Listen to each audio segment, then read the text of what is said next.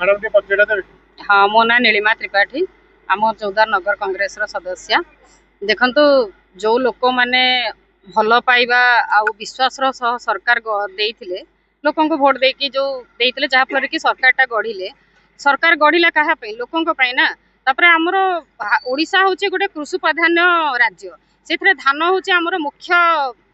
माने जो चाष तार है चाषी जदि वर्ष सारा बिल रे खटिब निज बिक्री माने राजा रास्ता को ओल्लेब ता दाबी ताहले से सरकार को धन्य। आउ गोटे कथा जो पॉल्यूशन ना रे जो लुटा जाउची पॉल्यूशन ना रे जो जरिमाना कर कौन गाड़ी मोटर रू खाली पॉल्यूशन होचे पॉल्यूशन कौन आउ कौन सी बाटर होनी तो लोकों को कौन पे भली जरिमाना देकरी लुटा जाउची। द्वितीयतः स्मार्ट मीटर सरकार कहीं सब जिन कंपानी ऊपर छाड़ी देछि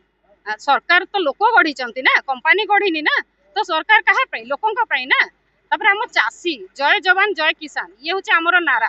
जय जवान जय किसान किसान जदि उपकृत हेबेनी प्रोत्साहन पाइबेनी प्राधान्य पाइबेनी ताहले कौन आग को केते दूर आग को जीव राज्य एहितिपై गोटे अनुरोध सरकार चाषी कथा मानतु चाषी दाबी चाषी को टे देखु चाषी ही आमर देखा दरकार जी आम पेट को दाना दौची तो यह दाबी आम कांग्रेस तरफ प्रदेश कांग्रेस रु भी आसी आम चौदार कांग्रेस सब कांग्रेस तरफ यही दाबी कांग्रेस फुल्ली समर्थन करुच्ची कृषक महासंघ को नवनिर्माण आ स्मार्ट मीटर ना रे लोकों को लुटंतु नहीं कंपानी हाथ में सब छाड़तु नहीं निजे लोकंकर विश्वास को लेकिन काम करंतु।